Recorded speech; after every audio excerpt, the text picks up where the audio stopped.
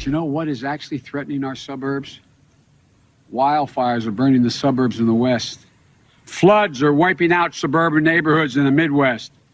Hurricanes are imperiling suburban life along our coast. If we have 4 more years of Trump's climate denial, how many suburbs will be burned in wildfires? How many suburban neighborhoods will have been flooded out?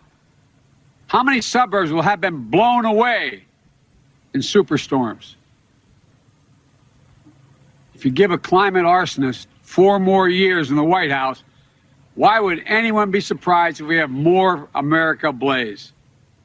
So we've got to have a massive legal operation, and I know the Biden campaign is working on that. We have to have poll workers, and I urge people who are able to be a poll worker. We have to have our own teams of people to counter the force of intimidation that the Republicans and Trump are going to put outside polling places. This is a big organizational challenge, but at least we know more about what they're going to do. And, you know, Joe Biden should not concede under any circumstances, because I think this is going to drag out, and eventually I do believe he will win if we don't give an inch and if we are as focused and relentless as the other side is. I think Hillary's a sick woman. Honestly, she's deranged. Remember the famous debate where she said, will you, respect the wishes of the voter? I didn't say yes or no. I didn't give her an answer, but it was like, she was saying, you must respect. She didn't. She lost. She wanted to get it again this time, as you know, and she got defeated then too. She wanted it very badly behind the scenes. She wanted to be vice president behind the scenes. Hillary's a sick person. She should just take it nice and easy, relax, go out, vote. Maybe she should go to the poll instead of sending out an unsolicited ballot. You're going to do, let's say there are threats. They say that they're going to threaten riots if they lose on election night, assuming we get a winner on election night. What are you going to do? We'll put them down very quickly if they do that. We have the right to do that. We have the power to do that if we want. Look, it's called insurrection. We just send in and we do it very easy. I mean, it's very easy. I'd rather not do that because there's no reason for it. But if we had to, we'd do that and put it down within minutes. It's Tuesday, September the 15th, the year of our Lord 2020.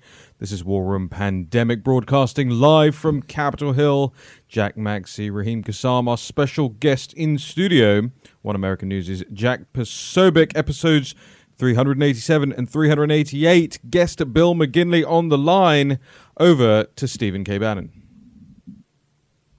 Huge. We want to start off with a cold open today. You see the stakes, you see the rhetoric. President Trump's a climate arsonist. If Joe Biden wasn't more over the top. The one thing that was good about Biden is the first time I've seen him kind of awake. He was chewing the scenery, as you say in Hollywood, right? Floods, biblical, where the locusts are going to come and take down the suburbs. That's a campaign that's nervous, calling Trump an arsonist. And then you see the key thing, and we're going to play it over and over and over again. It's Hillary Clinton. Under no circumstances is Joe Biden. He's under orders. Under no circumstances will he concede. When he is defeated definitively on election night on November 3rd at about 10 or 11 o'clock, they're going to drag this thing out. They've already got, President Trump's talking 80 million ballots. We're somewhere between 60 and 70 million ballots. Today, there's all kind of stories about the big six. That would be Pennsylvania, Michigan, Wisconsin, North Carolina, Arizona, and of course, the most important, Florida. We're in constant contact now with lawyers. That Lawyers for Trump is teamed up. Yesterday in the New York Times, Joe Biden tries to copy what you hear every day here on America's Voice, and that is the war room. He sets up a war room with his lawyers, talks about Eric Holder's going to be in charge, a bunch of former U.S. attorneys, Perkins Coie, a big law firm they retain. So they're all set up to fight this, as Hillary said, a massive, massive show of force as far as lawyers go. It couldn't be clearer that this is going to go down to a fight that's going to end, I think, shortly before high noon on the 20th of January, the year of our Lord 2021. Okay, we're going to get into it all. We wanted to also say that Yesterday, the explosion on Dr. Yan on her paper. She started a Twitter account, I think, at 8 o'clock in the morning. She finished last night with 56,000 followers. And Twitter, we're going to have Zach from the whistleblower movement and from the New Federal State on here later in the show, talk about how they try to suppress it. The stories all over. There have literally been hundreds of stories about her report, all the way from India to Europe to Latin America, throughout the world, United States, Canada. We're going to talk about all that. Jack Maxey is going to give a breakdown as Dr. Yan, our one and only Dr. Yan, gives an exclusive tonight on Tucker Carlson. So we'll be previewing that and teeing it up. I want to turn now to Bill McGinley. We're on the John Fredericks Radio Network, America's Voice.news. That's Dish Channel 219. And, of course, Newsmax TV and 70 million homes. We're on Pluto, Roku, G News, GTV. Want to thanks the support of all the folks in Mandarin every day that are blowing out. I saw where Dr. Yan was actually interviewed on Rudy and Dr. Maria Ryan. We've had Dr. Ryan on a bunch of times. They on their WABC radio show. I think it had 500,000 viewers in China, and many of those are VPN. Somebody told me it was tens of millions. And actually, Rudy threw down on Beijing, and heads were blowing up over there. So I want to bring in now Bill McGinley. We got a lot to get through on this show today. Jack Posobiec in the war room with Raheem and Jack Maxey. So, Bill, you were the first guy 2 months ago to come on and warn the Trump movement, and I think really warn America about what was to happen. You were the wake-up call. Then right after you were on, the Transition Integrity Report came out, and it's been crazy since then. Walk us through today, particularly the Joe Biden war room. You know, Joe Biden copying the folks here on Capitol Hill, and we're, of course, live in New York today. Walk us through what Biden's doing. What should the audience understand about what Joe Biden is now doing, and particularly the group of Solicitor Generals, U.S. attorneys, Eric Holder, a former Attorney General? What's going on here? Basically, what they're doing is they're setting up a traditional count structure that most presidential campaigns will set up. And the legal component is just one leg on that stool. They're also going to be standing up a dedicated comms department that's going to help them message through the pre-election, election day, and post-election litigation. I'm sure their finance teams are beginning to ramp up and solicit recount funds that they can use for the post-election litigation. I'm sure that their political shop is helping to line up bodies that will be able to man the counts and be able to observe the counts, since they're the ones that are going to serve as witnesses and swear out the affidavits in any litigation. Former AG Holder, identified in the story, is basically going to be the primary liaison to like-minded groups, which means that they're going to be fully coordinated between the Biden legal team and all of the lawsuits that they're doing with a lot of their Democratic and soft money allies on the outside that are bringing their own lawsuits to try and advance their cause for this election day. Look, this is going to be a scorched earth contest legally if it's close. And I think that the Democrats are setting up the structure, manning it with quality people. It's a very good team on their side. It's some of the best people that they have. They're getting ready for a long slog up until Election Day, on Election Day, and as long as it's going to take for them to try and prosecute their case to get their candidate across the finish line. Talk to us about, before the rest of the guys jump in, talk to us exactly what that long slog is. Talk to us about what's happening now, particularly in these 6 states. What's happening now? Where do the lawyers come in? Where does election law come in? What happens on election night? And then where's the battle thereafter? Look, if you look at the lawsuits that they're starting to file pre-election, what they're doing is they're going back and they're reviewing the historical data about absentee ballots, mail-in ballots, etc., looking for the reasons why these ballots are typically excluded. Signature mismatch. The ballot doesn't arrive by election day but comes in 72 hours late. Any of the other insufficient postage. If you look at the lawsuits that they're filing, what they're trying to do is they are trying to ensure that they can capture as many of those ballots as possible. They've got a good factual predicate to walk into court. They're saying, look, this is a historic pandemic. People are concerned about their health. They're going to be voting by mail. We shouldn't penalize them for it. They've voted in accordance with the guidelines, but through no fault of the voter, these ballots are being excluded. So the pre-election litigation is going to be all about the signature mismatch, the delivery dates of the absentee ballots or the mail-in ballots. On election day, if we have some of the typical breakdowns at some of the polling places, you have 4 machines where people can vote, 1 or 2 of them are down, and the line's going around the corner a couple of times, they're going to walk into court and say, extend the polling hours, and every judge that gets that lawsuit is going to grant that. Post-election, there's going to be some states, such as the big 3 up in the Midwest, Pennsylvania, Wisconsin, Michigan, that aren't even going to start counting their mail-in ballots or their absentee ballots until after the polls close on November 3rd, in which case you're probably going to see some lawsuits and just legions of lawyers swarming into those states to help observe the counts, to make sure that they're being properly conducted. Full transparency is the key. I expect there to be numerous lawsuits there because counties sometimes don't always follow the same rules. And then after that count is done, if it's incredibly close, if it's with 0.5 a percentage point or 1%, depending upon the state, you could see recounts. I mean, the greatest example is look at Florida 2018, Senator Rick Scott, re-election. I think he was up 30-some thousand votes. Democrats filed for a recount.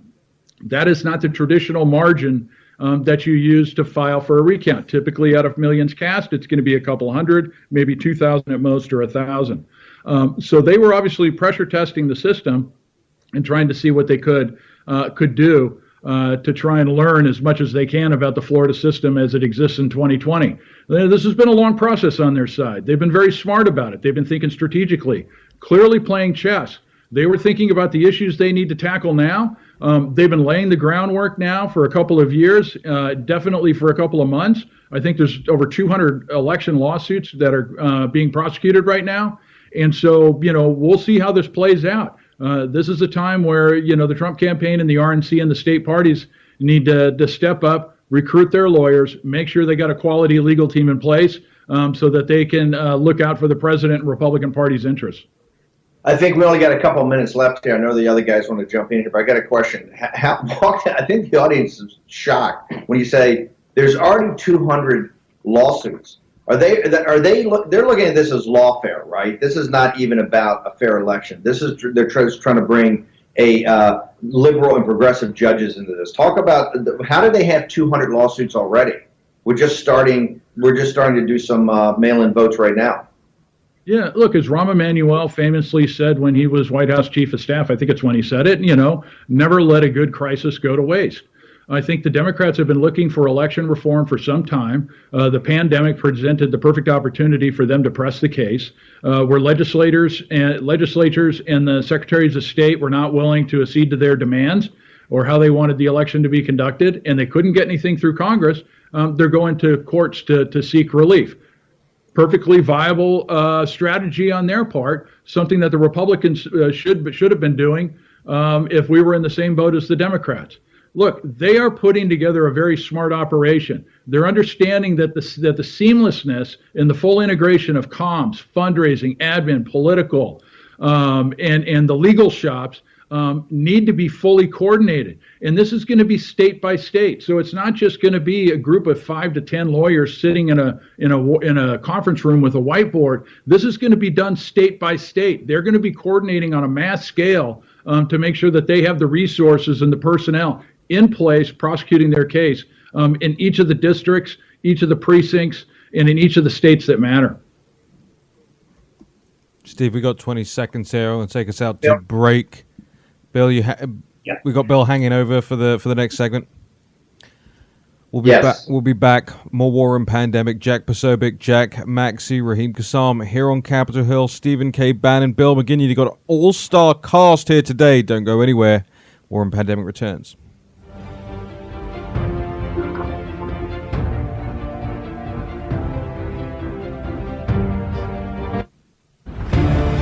War Room Pandemic with Stephen K. Bannon. The epidemic is a demon, and we cannot let this demon hide. War Room Pandemic. Here's your host, Stephen K. Bannon. A mirage, by definition, is something that appears to be there, but that doesn't really exist. And you have a model scenario called the red mirage. What does that mean? The reason we talk about a red mirage is, in fact, because we believe that on election night, we are going to see Donald Trump in a stronger position than the reality actually is. Yeah, the reality is going to be he's going to have 424 electoral votes. That's what they're talking about. This is going to come down to legal media and street muscle, right? They have already thrown down. They're not going to prepare to back down 1 inch. Hillary Clinton says you're not going to concede, and they're going to fight this. Bill McGinley's told us they've already got 200 lawsuits regarding the election. They're using lawfare. They just announced a massive war room with yours truly, Eric Holder, Obama's wingman. And I know National Pulse has got a great story up there about nobody's paying attention. This is the Obama restoration. You know, Kamala Harris said yesterday, the Harris administration. Joe Biden's just a cipher here, right? He's just a cipher.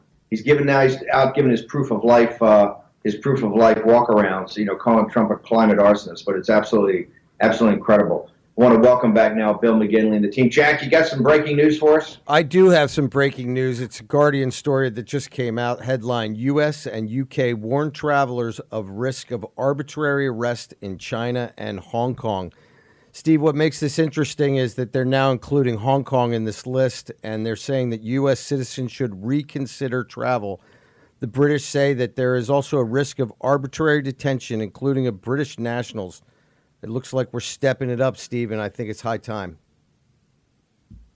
Jack Posobiec, you're a naval intelligence officer, speak perfect Mandarin. This is a pretty big deal, right? I've never seen ever since we cut the deal with Deng Xiaoping back in the 80s. They're essentially saying you go to Hong Kong, if you're a U.S. or a U.K. citizen, you go to Hong Kong or mainland China, they could roll you up, and then you're in their legal system. How big a deal is that? Yeah, Steve, this is something that you would normally see only for mainland China. You'd never used to see something like this for Hong Kong, the Special Autonomous Region. There were supposed to be a 50-year window from the 1997 handover of Hong Kong to the PRC. Well, that 50 years ended up only being about 20 plus, because now they've extended their sovereignty. Beijing has extended their iron fist throughout the territories of Hong Kong, the new territories, Kowloon. The entire area there is now coming under their direct control. And because of that, that's why you're starting to see the new crackdown on Americans going there. They're going to use anybody, you know, even if you're going there, if you're like myself who has a military background, they're going to bring you in and say, oh, this is some, you know, U.S. intelligence operative who's coming in to support these protests and undermine our sovereignty here in Hong Kong. When in reality, what they're using is this new national security law to crack down on anyone within Hong Kong who dare stand up for their own human rights and for their own rights as free citizens. But you talk about decoupling the economy. I don't know how the American financiers and the American corporatists are going to be able to go over there and not be looking over their shoulder. You know, for any reason now, the U.S. government and the U.K. government are telling you, hey, they can just roll you up. Let's get back to Bill McGinley. You heard it at the open here. Hawkfish. Remember, Hawkfish is owned by Michael Bloomberg. Who's Michael Bloomberg? He's the guy that's going to put $100 million into the state of Florida to defeat Donald Trump. He's also the guy that Memorial Day a year ago in Singapore at the Bloomberg conference interviewed Wan Shan. Yes, the most corrupt guy, is more corrupt than Xi. Wan Shan is the most important political figure in the world when he did his interview. We'll show more of that later this week.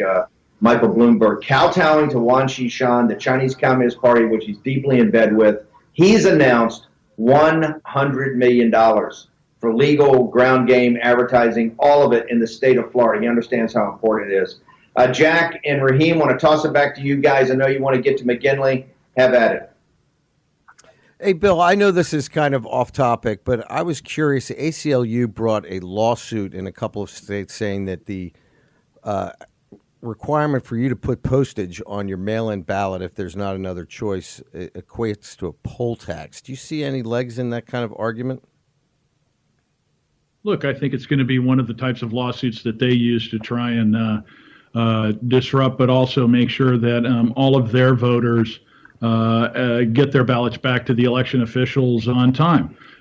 There was a similar state where one of the secretaries of state tried to allocate $3 million, I believe it was, to pay the postage to return absentee ballots and mail-in ballots, but the legislature basically wouldn't authorize the funds.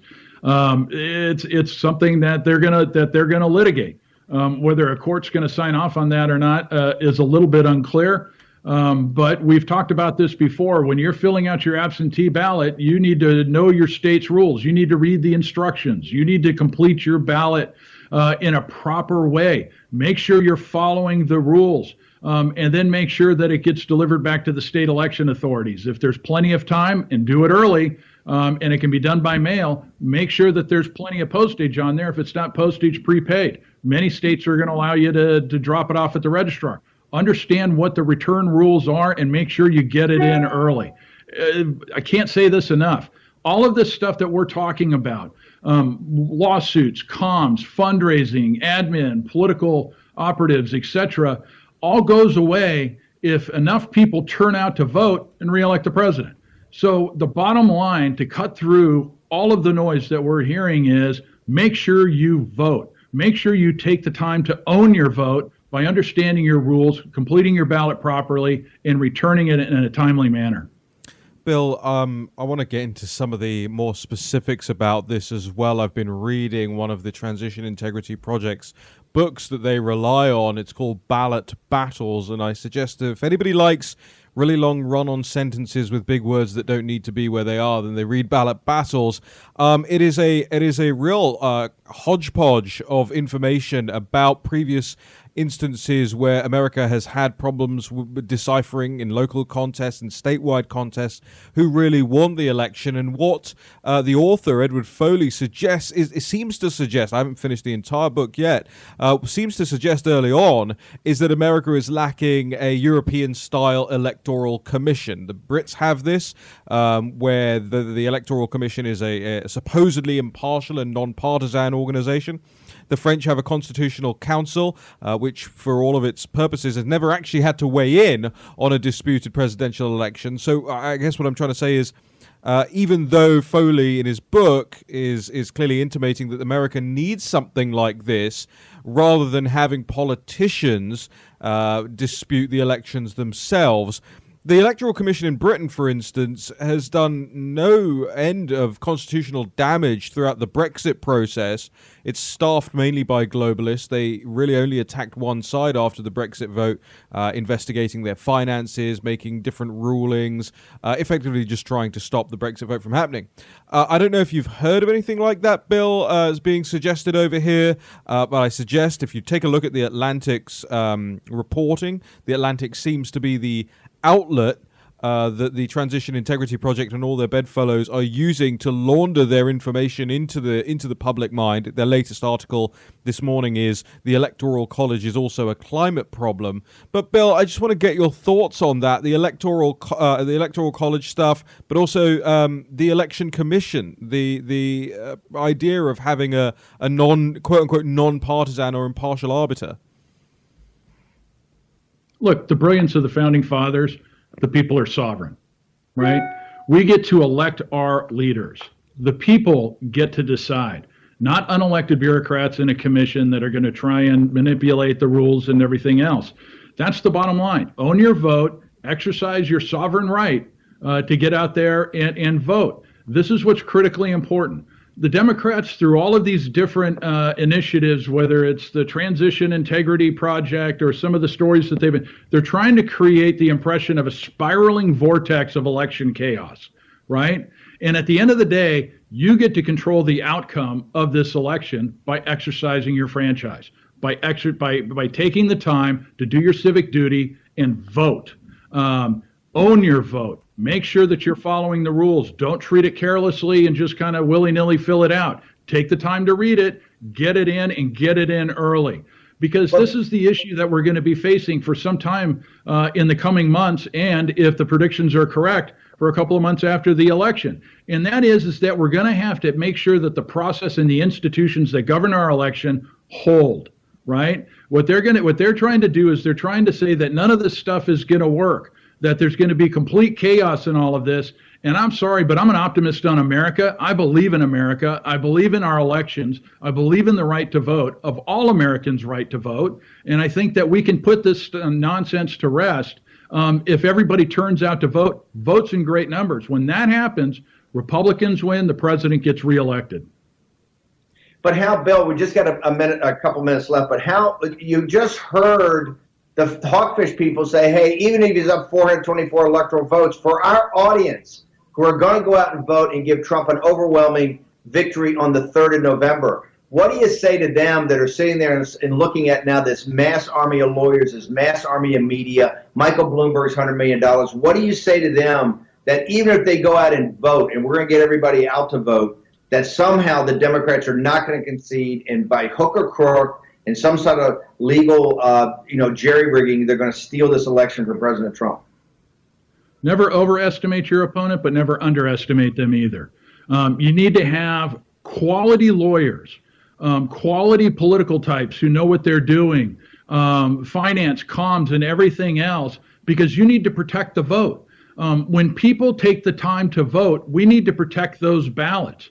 And on election day, you're going to see quite a few states that are able to complete their canvass, both in-person voting, absentee ballot, and whatever mail-in, plus the provisionals. There's going to be a lot of states that are able to complete this, and Bill, they're going to go for Biden. They're going to go for Trump. Bill, we got to go to a break here. Just sorry, what's your Twitter handle for us? I think we've J. lost. McGinley. So it's at WJMCGINLEY. There you go. We'll be back. More War and Pandemic in just a second.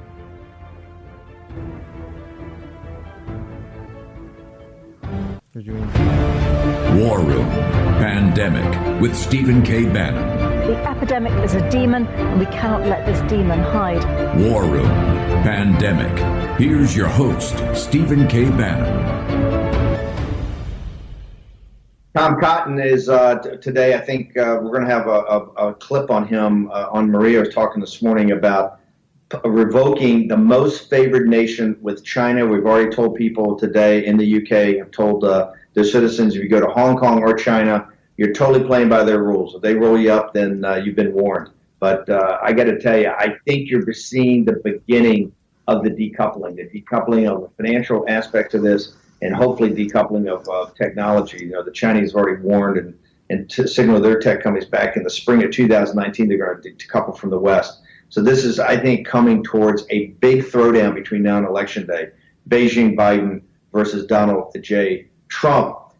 If you don't think the Democrats are serious, their media apparatus is telling you exactly what's going to happen. And guys, we got Jack Posobiec co-hosting, Raheem Kassam in the War Room, Jack Maxey.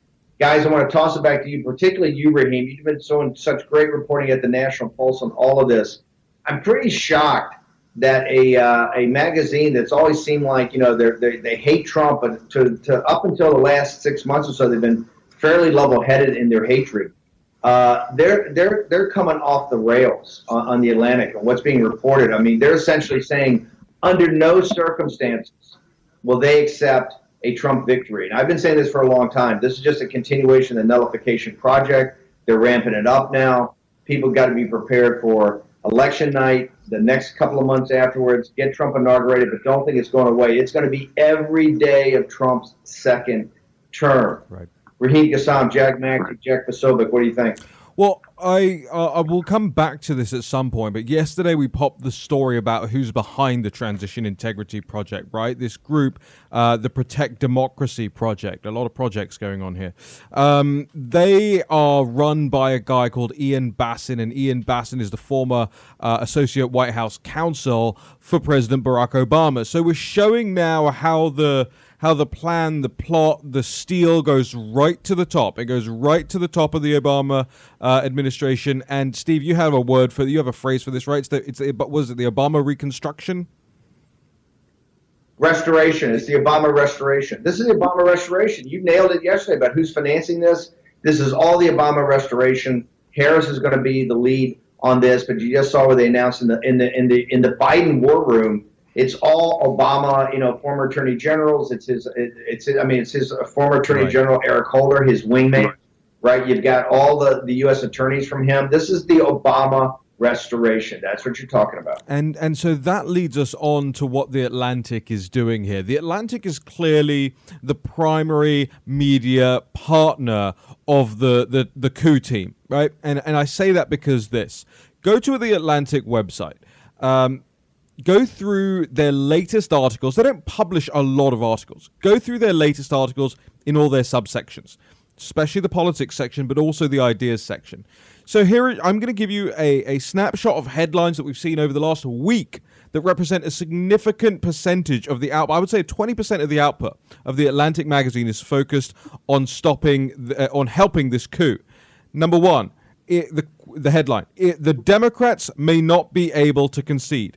Number two, the warning signs of a combustible presidential transition. Number three, the deadline that could hand Trump the election. Number four, Democrats won't cede the streets this time. Number five, the Electoral College, is my favorite one, is also a climate problem. And this goes on and on. It's an attack on the norms. It's an attack on the constitutional norms. It's an attack on election night norms. Meanwhile, the media and the Democrats are getting away with gaslighting the rest of the country by claiming that Trump is the one who will refuse to concede in the event of his loss. And I just want to say this before I hand over to the guys here, is that I think that President Trump, if he loses, would actually... there would be a small sigh of relief within him. You know, he often talks about his life before he took on this job, his life before he took on the administrative state and everything that has come with that. And you can tell that when he talks about it, he is very personally emotional about it. And so the idea that he would somehow cling to power, having lost fair and square, is risible. Meanwhile, you have Hillary Clinton, the eminence grise of the Democratic Party, saying, do not concede under any circumstances. Jack Maxey, Jack Posobiec. Look, the thing that I've got to throw out there, and you mentioned it as well, and McGinley covered sort of the courtroom fight that's going to take place that really will decide this. But we have to understand that, and one of the headlines in The Atlantic says it very specifically, the Democrats are not going to cede the streets this time around. There is the same unrest that we've seen across this country, from Portland to Seattle to Lancaster, Pennsylvania. If you had told me last week that Lancaster, Pennsylvania was going to be a scene of one of these things, I would have laughed at you, thrown you out. But now they're talking about bringing this back, and it's going to be in those big 6 states, those swing states that are going to decide this election. You're going to see the major cities, and possibly, quite frankly, it's likely going to be the specific areas where this recount, where the mail-in ballots are going to be checked, where all the Election Integrity Project has focused their efforts on inside the room. Outside, you've seen it night after night where they're banging on police stations, where they're challenging not only law enforcement. When they're challenging law enforcement, what they're doing is they're challenging the legitimacy of the state. And so if these actors are challenging the legitimacy of the state, they're not going to accept an outcome of an election where Trump wins. Jack, hold on, I got to jump in here. You said it's going to be decided in the courtroom. Look, the lawyers and the lawyers for Trump are absolutely important here and imperative. And this is going to come down, I think, to the courts. I think it's going to come down to the Congress. I think it's going to come down to the interpretation of the Constitution. This is going to have a huge battle in the House of Representatives and the Senate. We're going to get into all the what will happen after January 6th.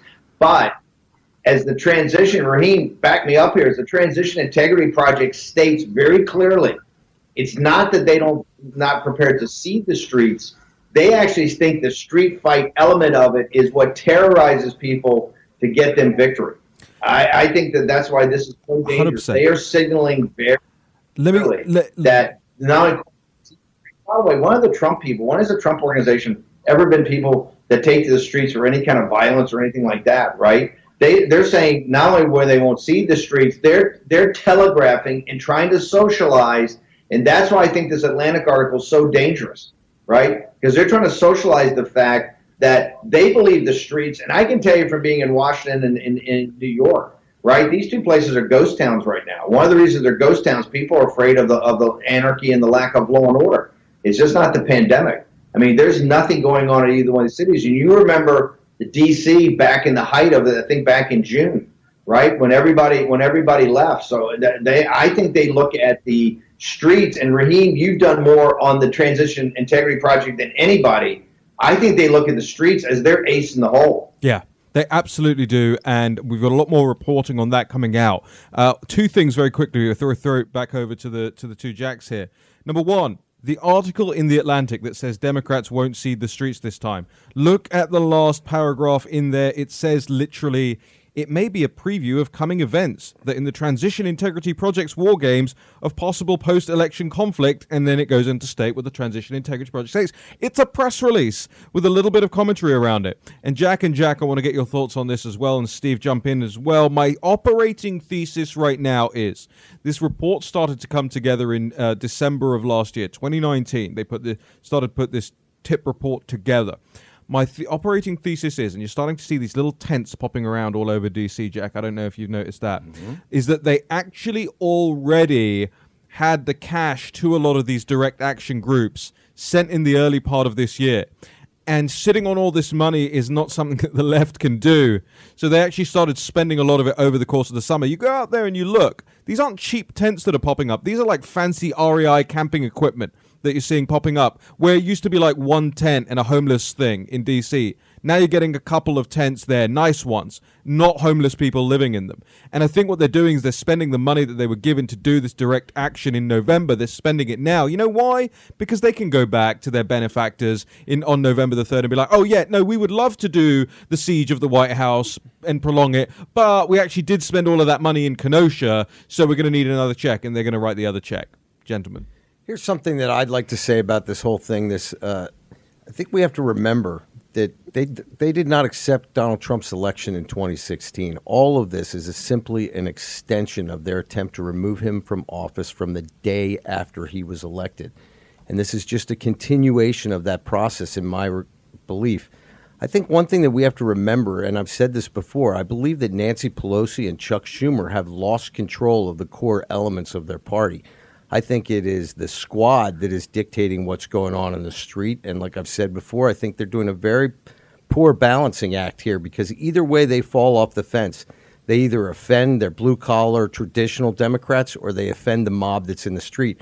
I don't think that they have a good choice. And my suspicion is, and I'm going to be optimistic like Bill McGinley, my suspicion is that very many of those Kennedy Democrats cannot bring themselves to vote for the mayhem that they see in the streets. I don't believe that the honest, good Democrats in the center part of this country can vote in support of the murder of policemen, as we saw this weekend in Los Angeles. And Steve, that brings us to Danielle Pletka's piece in the Washington Post, does it not? Yeah, that's perfect. By the way, I want hashtag war and pandemic. It's on fire this morning, the live stream. I want to hear your response to what Jack Maxey just said. We know we've got a lot of the working class, some blue-collar Democrats that listen to the show, the economic nationalists. Is Jack Maxey right? Will they support this? And I want to go now. What I've said, you got to bring everybody together on this thing, whether you like it or not. It's a lot of things I know that the Never Trump crowd and a lot of things that the establishment Republicans don't like about Donald Trump, right? They don't like his House style. They don't like the way he goes about things. But my point is that it's such a difference with the radicalized agenda of what this new Democratic Party is putting forward, that to me it's very clear whether you hate them or not personally. Go back to that report today in the Washington Post, that op-ed. Well, real quickly on that, Steve, one thing that's really interesting, and we're seeing this in Pennsylvania, we're seeing it in Ohio as well, is that these sort of Reagan Democrats, they're actually not changing their party registration. They're still staying in that Democrat party. These are Democrat houses, union houses, many of them. So you're talking about sort of the southeastern Ohio, Youngstown, southwestern Pittsburgh area, Philadelphia, the Sean Parnell, Carter Lamb district. These areas, they're traditional Democrat, and Democrat, it's more of a cultural thing rather than an ideological thing, if that makes sense, with the Kennedy side coming in. And so they're all voting for Trump, and yet you don't actually see the party switching. So that's why when the Democrat Party writ large, Tom Perez and the DNC, see all of the party switching that's going on in northeast Pennsylvania, Luzerne County, Lackawanna County, that is what's causing so much trouble for them. They know that they're scared about that because they know the Democrats down in the Southwest are all breaking for Trump now. Not all, but sounds like we need our own war game in the war room, gentlemen, to sort some of this stuff out and play some of this stuff out. Maybe that could be the subject of a very long weekend special. Who's going to play Hillary? You. I want to get to the Danielle Pletka piece that's in the Washington Post. The headline is, "I never considered voting for Trump in 2016. I may be forced to vote for him this year." And Danielle Pletka is a senior fellow at the very neoconservative, very Never Trumper American Enterprise Institute, big think tank here in Washington, D.C., very powerful, packed to the gunnels with people who do not like this president and certainly do not like his foreign policy. And she says that she fears that former Vice President Joe Biden would be a figurehead president incapable of focus or leadership, who would run a teleprompter presidency with the words drafted by his party's hard left ideologues. Danielle goes on to say, I fear that a Congress with Democrats controlling both houses, but almost certainly ensured by a Biden victory in November, would begin an assault on the institutions that government that preserve the nation's small d democracy. We'll discuss this and more. War Room Pandemic returns in just a second. War Room Pandemic with Stephen K. Bannon. The epidemic is a demon, and we cannot let this demon hide. War Room Pandemic. Here's your host, Stephen K. Bannon. When I did the secret investigation, I just thought I should respond to my supervisor, and they will do the right thing on behalf of the government and also WHO. But what I say by deeper investigation is no one respond to that. People are scared of the government, and they are willing to collaborate with China government and WHO to get more benefits, to become safe. But this is something, as I say, urgent. At that time, Chinese New Year time, big transportation from Wuhan to China to all over the world. This is a high contagious, dangerous virus. All these things make me cannot keep silence. I mean, This is for human being, for global health. That's what I have to do. Although faced to the life-threatening, I just want to deliver a message as much as possible before I get despaired. A message from Hong Kong, and that is Dr. Li Ming Yan. She's going to be on Tucker tonight in an exclusive interview. She broke a blockbuster report yesterday, highly technical, on one of these research websites about how the Wuhan, the CCP virus did not come from a bat cave. It did not come from a wet market. It came from the Wuhan lab, gain-of-function experiments, and man-enhanced. This is a man-enhanced, man-made virus, and she is calling for them to be held accountable. But she's putting out proof of this, highly technical. Newspapers all over the world, the story's exploding. Her first interview is going to be with Tucker Carlson tonight on the Fox News channel. I now want to go to one of the guys who have helped us out for many, many months, Zach from the New Federal State of China and also the whistleblower movement. Remember, folks out there, this whistleblower movement, these are Chinese nationals. These are CCP. This is Lao Beijing. And what they're doing is telling the world about what's the reality of the Chinese Communist Party. And Dr. Yan is doing an incredible job. Zach, yesterday she didn't even have her Twitter account in the morning. She started one. I think she's got 56,000 Twitter followers. But Twitter's gone out of their way to try to suppress her. Get us up to speed on what's happening with Dr. Yan and social media, sir. Yeah. Thank you for having me on the show again. So she's up to 58,000 followers now.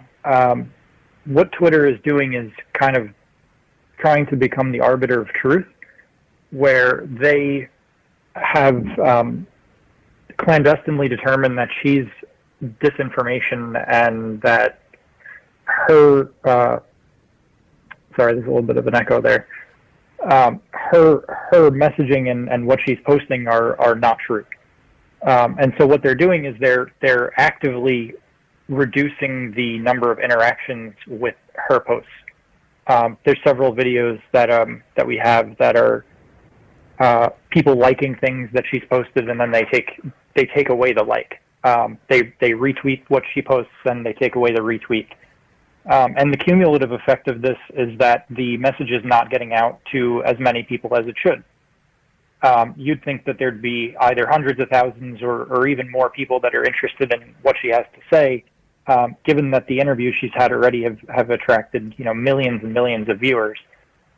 What's happening is her message is not getting out. The Twitter preferred WHO message is getting out, and so you still have a lot of people that are believing in misinformation because the accurate information is being suppressed.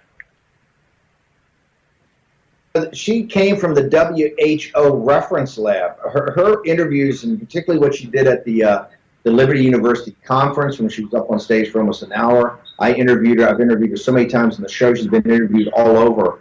Her story is very compelling about how she was the first contact with Beijing CDC and all this. Why would Twitter go out of their way to suppress a voice of someone who was actually there and has written this report, and you haven't seen really any scientific blowback so far in the first 24 hours? We got about 2 minutes here, Zach. Why is Twitter trying to become the arbiter of what they deem to be the truth? It's out of a page of 1984, really.